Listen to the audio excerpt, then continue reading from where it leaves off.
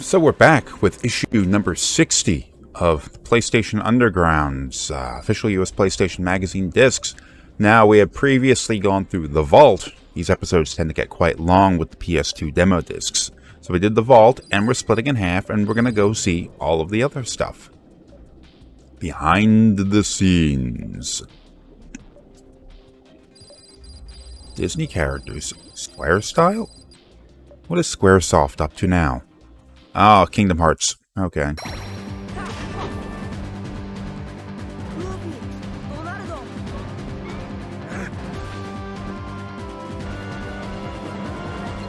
They're two of the biggest names in their fields. When you think of role-playing games, you think of Square. And when you think of animated films, you think of Disney. So when we heard that they were teaming up to create a new game that combined their strengths, we couldn't wait to find out more. Really? This started out through an elevator ride. So Square's offices are in the same building as our offices in Tokyo. I've heard some people saying Square was the initiator. That story has been circulating around. But that's not quite what happened. Disney initiated it. The offer came to our producer first. When Sakaguchi-san and the Disney producer were talking about vague production ideas for this project, I happened to run into them and heard about it. So I told them that I might have some good ideas. So we started talking about ideas about a Mickey RPG or other types of things, and ideas started flying around. So when we finally got to an idea that we all agreed with, we said, hey, this is great, let's go. And then Square put their, as usual, incredible resources against the title, and came out with magic, I think. Wow! The two powerhouses have created a totally unique game, one that combines the world of Disney with the sensibility of a Final Fantasy game.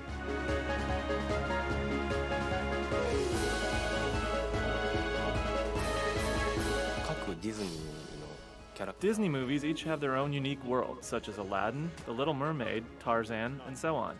The world of Kingdom Hearts combines those Disney worlds together into one world, as well as some new worlds.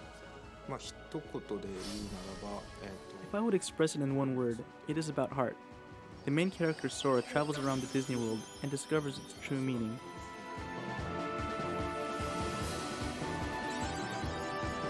Kingdom Hearts is about a character named Sora who lives on a little island and is always aspiring to go out and be an adventurer and see the world and do all kinds of wonderful things. And he does this with two friends of his, Riku and Kairi, and they sit around and they talk about how great it would be to adventure out.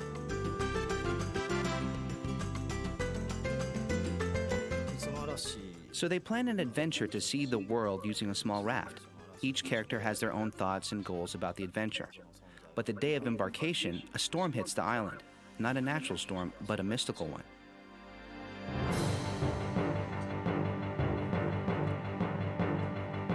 Yeah, run towards the wave.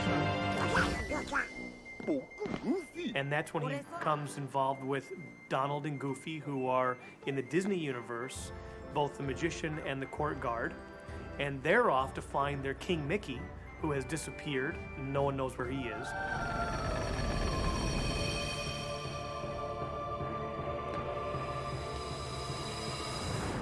Along the way, Sora ventures through 10 different worlds and meets over 100 Disney characters. He also encounters the Heartless, a new enemy created by Square.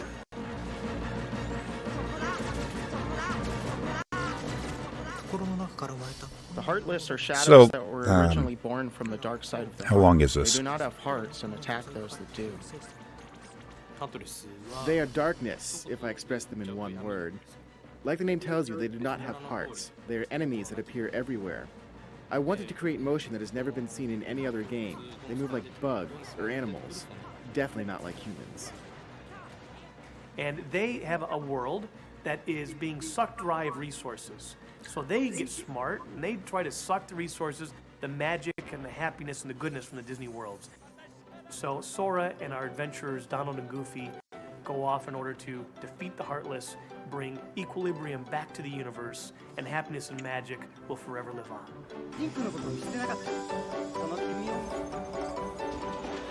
There have been a few of these games, haven't there? I mean, I'm not sure how. Because I know Kingdom Hearts 3 was a game that released. The differences between Disney animation and Kingdom Hearts Japanese 3 was a style that Square is recent famous for game. presented the game's design Fairly to a recent, major anyway. challenge.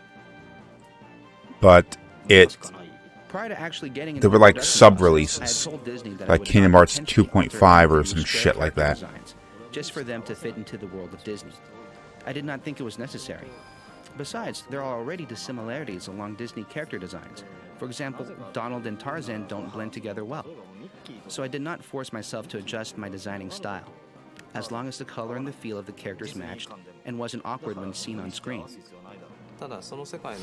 However, the three main characters, Sora, Donald, and Goofy, travel through all of these worlds. So we tried to maintain some consistency so they would blend well together while sustaining their visual independence. I was unsure about the Nightmare Before Christmas world and the Winnie the Pooh world in the beginning stages of production. They are both so distinct that I thought of changing the styles of the three main characters as well. With that issue sorted out, the designers then turned their imagination to the Disney characters, where they were allowed to do something that's practically unheard of, embellish their appearance for the game. We received a set of guidelines beforehand, but they asked us not to add anything that did not originally appear in the Disney cartoons. Tarzan carries a spear in the original movie, so that was no problem. Donald was allowed to carry a stick, and Goofy has a shield, but they did not permit us to let them carry swords or anything like that. We suggested the change of costume.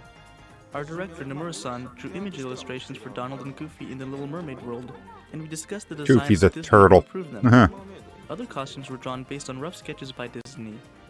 Nightmare Before Christmas world is not an ordinary Disney world, so the key was how well we could blend Disney characters, such as Donald and Goofy, into this particular world. Working on the Disney characters was a challenge for the Square team, but it was one they enjoyed.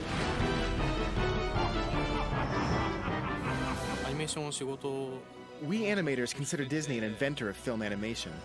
Disney is the original animation company and is always in everyone's mind. I'm proud of myself, accomplishing our job and also being part of a Disney project.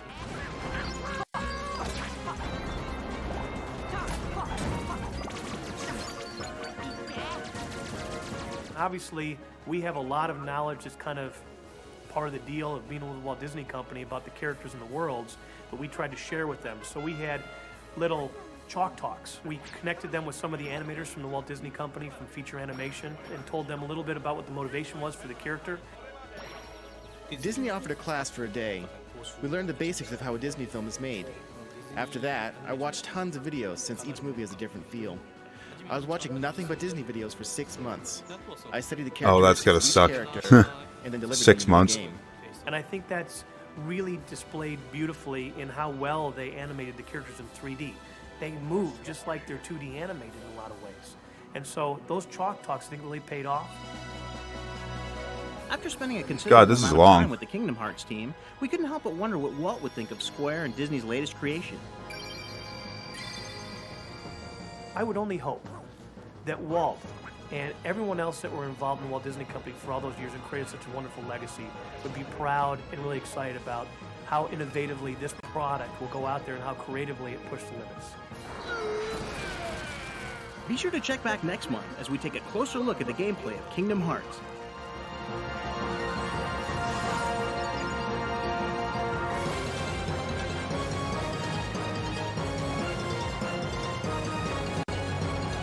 The Bambi.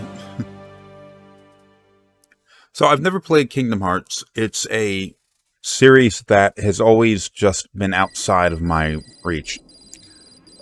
Mostly because I'm not a big Disney fan. Kingdom Hearts Part 1. Yeah, I'm not a huge Disney fan. So like, yeah, I liked their movies when I was a kid, but after the age of 12, I just stopped giving a damn. So I watched a lot of the older Disney movies like Dumbo and all that kind of shit. And then when I was really little, like Beauty and the Beast and Little Mermaid and stuff like that. I'm not entirely sure when I stopped watching those movies, but I'm pretty sure the last of the big animated features, because it would be like every 2 years or so, there'd be a big animated movie release that they'd have, and they'd have smaller stuff in between, but you'd have the big, like, tentpole features. And I guess maybe Aladdin was the last one I had seen, so I don't know how old I was when Aladdin came out.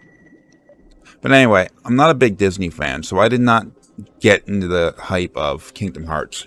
But I did think it was kind of an interesting idea that it was an RPG set in this sort of Disney world that jumps between the different environments that the different movies took place in. But the funniest thing I thought about it was how it blended the Disney and the Final Fantasy universe together, because they were essentially like the two big storytellers for kids. You'd have the Disney movies on one side for the movies, and then it's a video game, so you had the Final Fantasy characters for the video game fans, and you merge them together.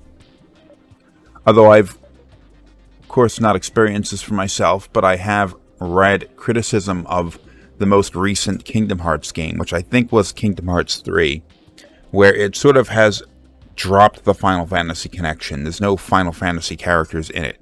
It's just a Disney movie, which, like a Disney game. So, okay, I don't have a dog in this fight, but it does seem like you're sort of giving up on what essentially made the series popular. Maybe they feel like it's grown beyond that, because Disney has become a huge thing in the past 20 years. I mean, it was always big. Disney was real big. But in the past 20 years or so, I'd say since... I'm dragging this off topic. But I'd say since Disney moved into their main studios being geared more towards adult content, adult-ish content like Pirates of the Caribbean was their big turnaround, I think.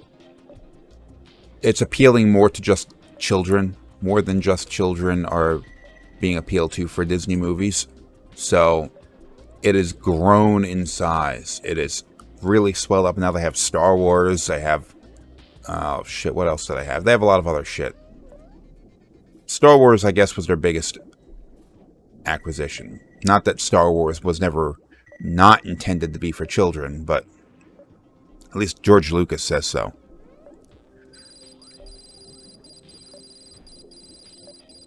Hold on, I gotta pause the camera for a minute. PlayStation 2 modem. Behind the scenes, August 2002, Sony Computer Entertainment will increase the power of the PlayStation 2 by introducing the network adapter. See what's in store.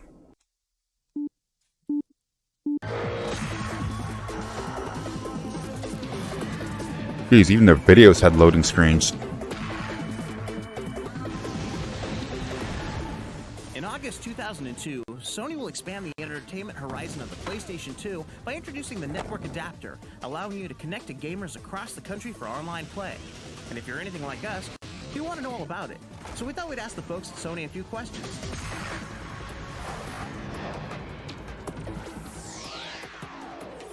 People have very high expectations of what a networked console should offer them. So really our philosophy is to try and offer exactly the same very visceral, challenging experience that they've had offline and really carry that into the online space.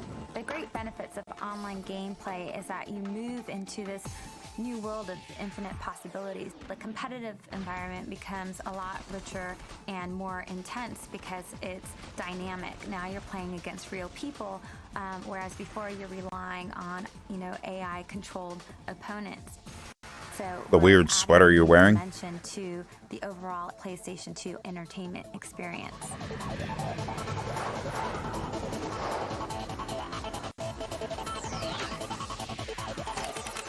No one has really offered before a one-stop solution for people to have internet connectivity in their games with a single device. The network adapter consists of both an analog connection as well as an Ethernet connection. So right out of the box, if you have an existing ISP that is narrowband, the phone cable, you can take that, use your account, and be able to play the games online. If you already have a broadband connection or later you decide to upgrade to a broadband connection, you can do that as well. At launch, we want to offer a play for free model so all of our consumers Seriously, she's got like her sweater on, and then her collar is detached from the rest of her sweater. The network adapter also includes a coupon for a free copy of Twisted Metal Black Online.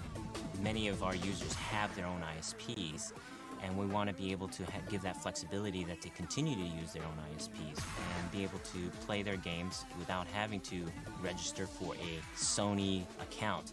We're really offering the consumers the maximum amount of choice as to how they access the content and the kinds of content that they want to play.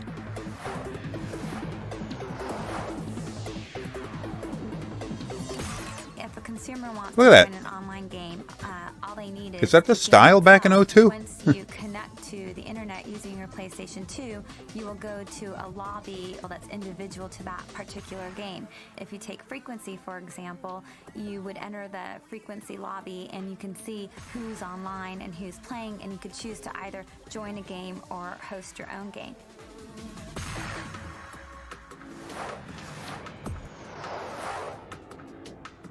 At launch, the games that Sony will have available are Twisted Metal Black Online, SOCOM, US Navy SEALs, and Frequency. And then later down the road with ATV2 Off-Road Fury. We've received great third-party support, including Sierra's Tribes Aerial Assault, a first-person shooter from IDOS called Time Splitters, the famed franchise from Activision, Tony Hawk Pro Skater 4, and we're especially pleased that we have the online console exclusive of Madden NFL 2003. You can check the demo out on the startup disc or see the full retail version close to the launch of the network adapter.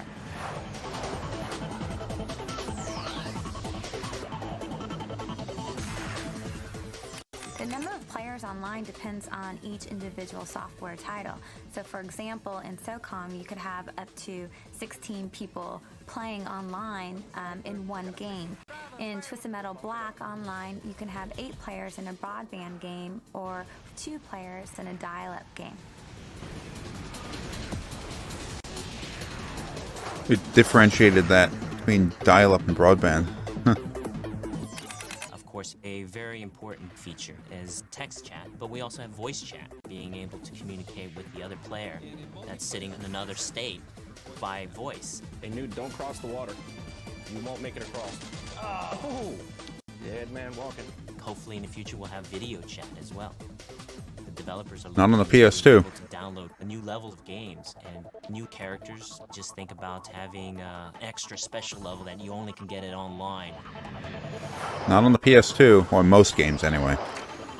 Down the road, we really think that the tremendous opportunity is to really place PlayStation 2 at the heart of a new broadband experience for the consumer that will comprise much more than just video games and online gaming, but also will involve movies and music and the ability to download photos, to create photo albums, and be a complete online entertainment experience.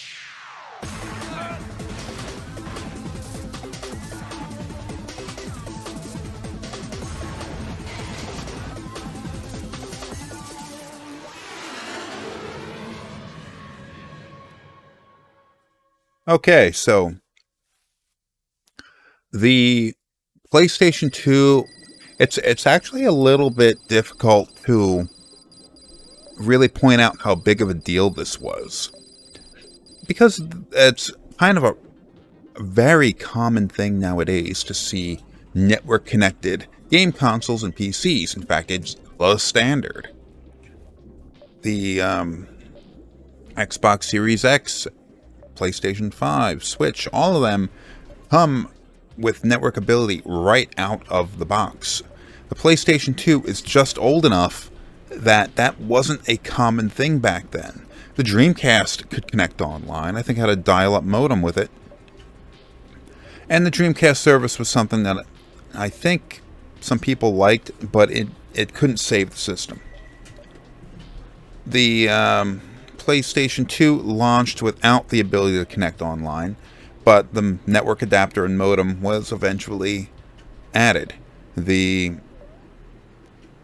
GameCube, there was eventually a network adapter released for it, but it wasn't supported much. And of course the Xbox had network ability integrated directly at launch. I think so anyway. But this was a huge deal because earlier attempts were always so limited and nothing really had the kind of reach that PlayStation did. So, okay, so you had X-Band and Sega Channel back in the 16-bit era. You had the Satellaview for the Super Famicom limited reach. You had there was some weird NES thing with the Famicom disk system. That was limited reach and not in every region. But Sony, the PlayStation 2 was a huge seller. It was a big seller in every region, and network play was something that, even though there were consoles that could do it before, it was something you really only thought of as being a PC-centric thing. You would go online and play online Doom or Quake or something like that. PlayStation 2 actually made that in a lot of ways simplified, because you didn't have to worry about the complexities of PC gaming. It was not perfectly implemented. I see a lot of the things that they talked about here which they thought was going to make life easier, like not signing up for one PlayStation service, say PlayStation Network service. They thought for some reason, or at least they pitched it here, that that was a good idea. Turns out that's actually a bit of an issue. See, the way that this worked seems to be... The way this worked was similar to the way a lot of older PC online games were working. See, there was no unifying network, no PlayStation network that you signed into. You would connect to the internet, sure, but the network adapter would connect it directly to whatever matchmaking server existed for every individual game. So let's say you loaded up SOCOM US Navy SEALs, which was the game that I spent most of my time online playing.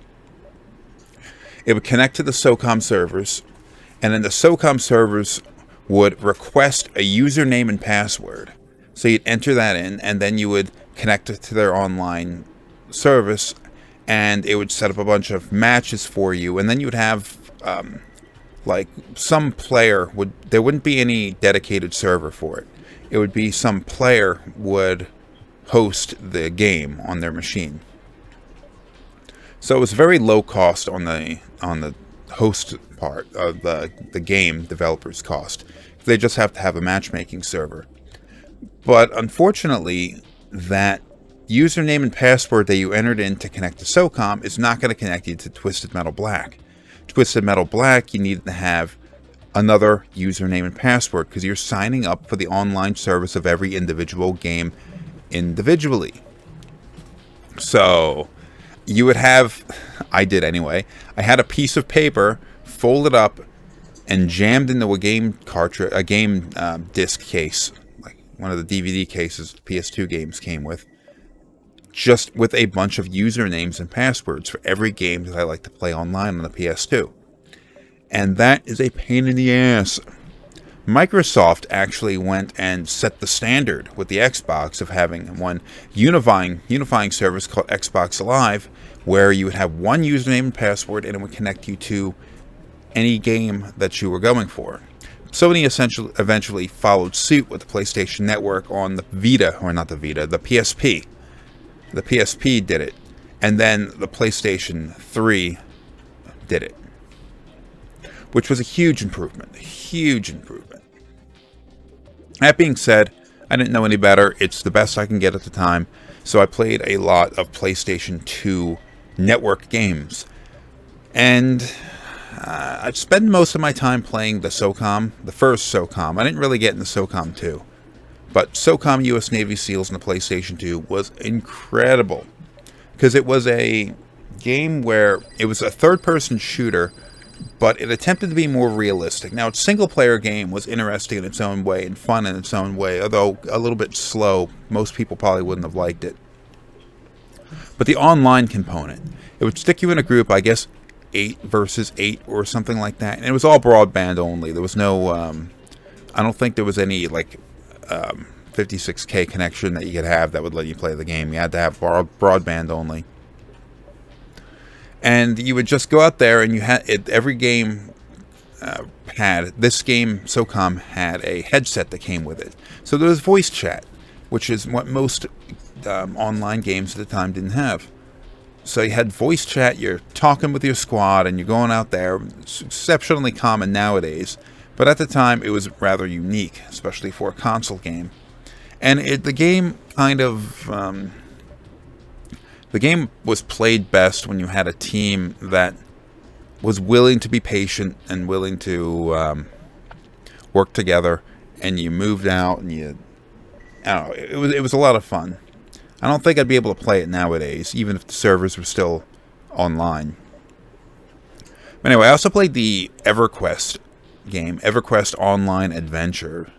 That was, I guess that was my intro to MMORPGs, and I played that for quite a while. Servers been offline for that for like 15 years now, I think, or a long-ass time. That was I mean, as far as MMOs go, it was pretty simplistic. But there were some things that I remember about that game that, although nowadays seem kind of cringeworthy, I kind of miss. Like, I miss the fact that you weren't given, like, an in-game map. I don't remember an in-game map in that. And if you wanted to get somewhere, and if it wasn't someplace like a town that you could fast travel to, you would have to just simply remember how to get there. And it's not like World of Warcraft, where so many of the areas have these roads that you just follow. Like, oh, just follow this road, it'll get you where you're going. No, I remember there was like, I was in the Dark Elf city, whatever that was called. Undertown or Dark Hill or shit, I don't know. And there was an area that all the players in that city liked to go and level at. Just a XP grind, experience grind. And to get there, you'd have to head out. You'd have to head out of the front gate of the city. And you'd have to turn left. And you'd run left until you ran into a river. And then you turn left at that river and run down alongside the river until you ran into 3 like palm trees or whatever that were going up on the other side of the river. Then from there, you'd head perpendicular away from the river until you ran into a hill. That hill's your experience grinding zone. And that's where you'd go. Because the entire area wasn't like World of Warcraft or wasn't like Final Fantasy XIV, where you had these areas, and each area is distinct. And that was, nobody would tolerate that now, but it's just something that I have some fond memories of. Also, the PlayStation 2. Now, I'd gotten a PlayStation 2 not at launch. They were impossible to find at launch. I even reserved it before release, but I still couldn't manage to get one until several months after release. And that PS2 ended up dying on me.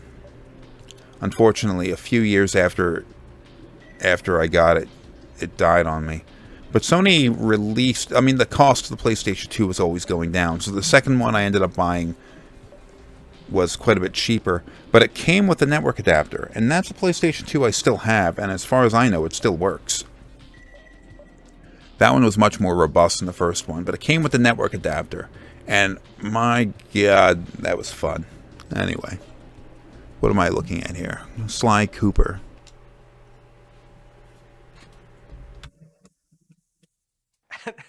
How should I describe Sly Cooper?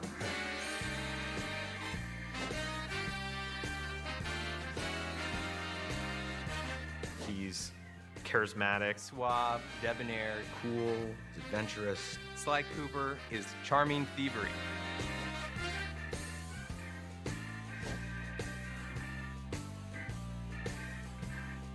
We started with the idea that we wanted to do an action game where the primary character was a thief.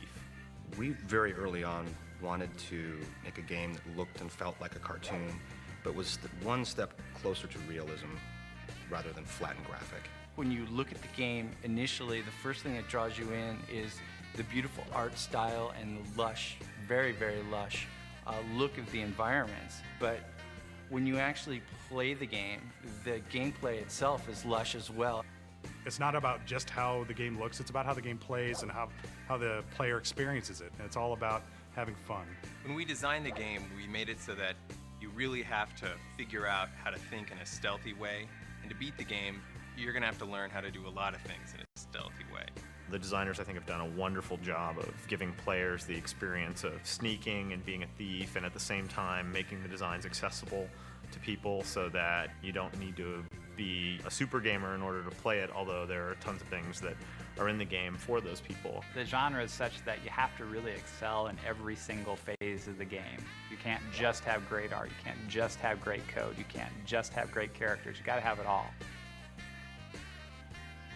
Sly is cool, he's collected, he's adventurous. Sly is Sly. It is not a misnomer.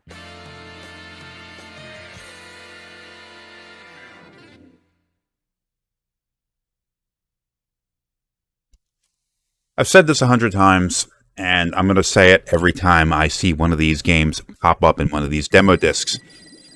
The PlayStation 2 was where you wanted to go if you wanted good platformers in this console generation. You had, in the previous generation, the N64 was pretty much the place to be, because you had Mario 64 right out the gate, and you had like Banjo and Kazooie and Conker and all those kinds of things. Platformers, 3D platformers, anyway, just seemed to work better on the N64 than they did on the PlayStation 1. You had some, like Crash Bandicoot and Croc and some other games were good platformers on the PlayStation 1, but really the N64 was the better place for the 3D platformers. I'd say it was definitely the opposite case. I mean, not that either console was technically limited and technologically limited and unable to produce a good platforming experience, but I mean, you look at the GameCube, and the GameCube had, like, okay, you had Mario Sunshine, not my cup of tea really, but you know, people seem to like it, although it's one of those games where, in kind of an irritating way, retrospectively, people going back and saying that it was better than it actually was. But for the most part, if you compare the titles, like on the PlayStation 2, you had Sly Cooper here. Sly Cooper, great platformer. You had Ratchet and Clank, it's a great platformer. You had Jak and Daxter, great platformers. All three of those, and they had multiple releases on the consoles. It was like in the PlayStation 2, so it was where the better platformers were just in the PlayStation 2. Alright, so it looks like we've exhausted this section. Download station. Let's see what's here. Airblade. All characters and levels unlocked. I do not know what Airblade is. Racing game, maybe? Oh, there's only one thing here. Oh. Bulletins. Credits. This is just... There's credits for the disc.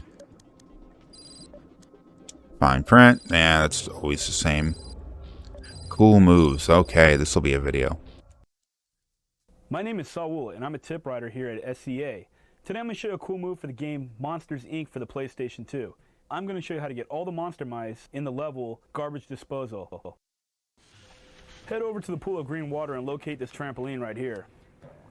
Do a double jump to get to this one, and once again to get to this one. Double jump one more time to the platform up here. Is a platformer. I don't know if this one was any good. And scare this monster mouse right here. There was not a demo for this. Double jump off here and slide down the... I've never played... I don't think I've ever played some PS2 Monsters, Inc. game. And drop down here. Scare the next monster mouse. And do a double jump off this trampoline right here. There was a Monsters, Inc. game for the PlayStation 1 that was on one of these demo discs. I did not care for it. But like I said, the PlayStation 1 was not the best place for PlayStation. Was not the best game.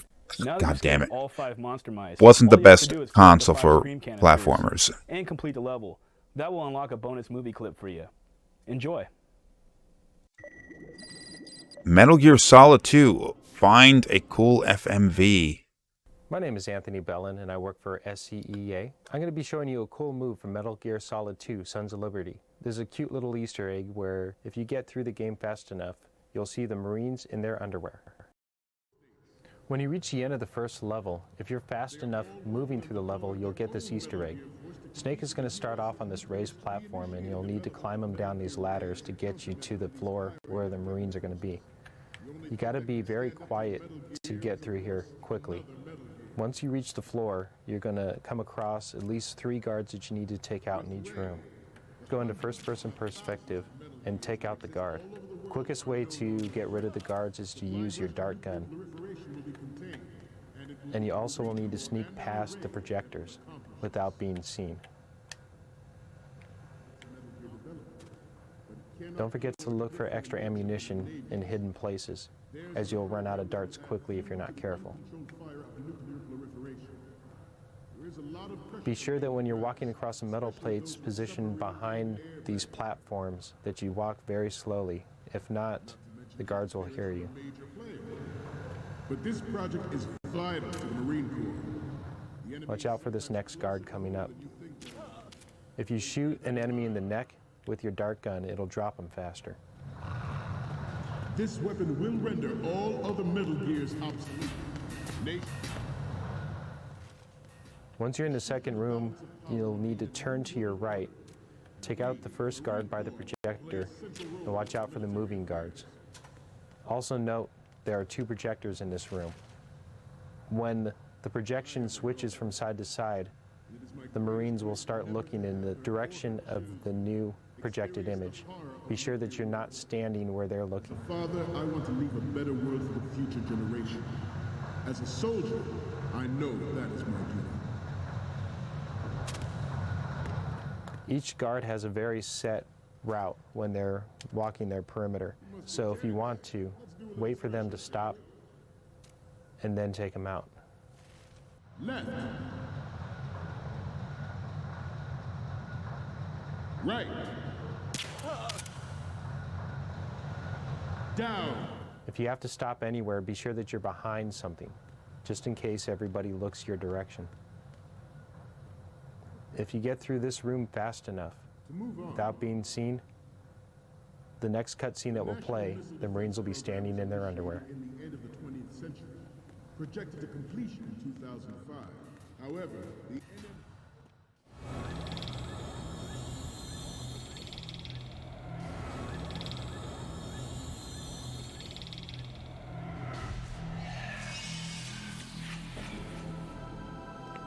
Metal Gear. Well, there you have it, the Marines in their underwear. Metal Gear Solid 2 is full of different Easter eggs like this one. The faster that you get through the ship level at the beginning of the game, the more likely you're going to get this Easter egg. Have fun with Metal Gear Solid 2. I thought it was a great game. Metal Gear series, Metal Gear Solid series has always had a lot of this kind of stuff. I like how look at the screenshot thumbnail in the bottom right. This is a picture from Metal Gear Solid 1. Not 2. Yeah, Metal Gears have a lot of these goofy-ass Easter eggs. Kojima loves hiding crap. Find the ancient chicken and golden egg. My name is Anthony Bellin, and I work here at Sony. I'm going to be showing you a cool move for Drakan. This is getting to the chicken that Drakan, is that how you pronounce it? Best time to go after the chicken that lays a golden egg is right after you complete Shadowmire. At this point, you'll have Arok in the game. What you'll need to do is mount Arok, get him into the air, and fly southwest past Jade's Tower, through this outcropping of rocks over here, toward this island in the middle. Once you get past the first raised area, turn Arok around and land him. Right there is a cave entrance. The chicken is inside of the cave. Engage the chicken in combat. Look at the black on this thing. Nice chicky. The chicken is tough, so if you have any magic spells, I suggest that you use them. It will attack you, and it does quite a bit of damage. But once you kill the chicken, out comes the golden egg. Now, the golden egg is worth 1,000 gold pieces. Early on in the game, it's a little bit hard to come by money, so this could be your cash cow. So now that you know where the chicken is, if you happen to need some extra cash, go get that golden egg. Thought Drakan, this is Drakan 2. Drakan, God. It's going to be hard to keep that name up. I thought this game was an unusual thing because the first game came out as a PC-only game. Of course, it was the only machine strong enough to produce a game like that. The sequel comes out, and this is definitely a sequel, and it's a PlayStation 2 exclusive. There was no PC release. There was no Dreamcast or Xbox or whatever. It was just the PS2. So you're essentially, there was some overlap in PC and console gamers at the time, but it's not like it is now. PC games were not, there were no big selling PC games at the time. Like The Sims was maybe like the best example. It was like, oh well, The Sims sold 2 million copies. It's an enormous success on PC. I mean, big success, but not enormous by console standards. So how many people playing this game played the first? Few, I'm sure, a few, but not a lot.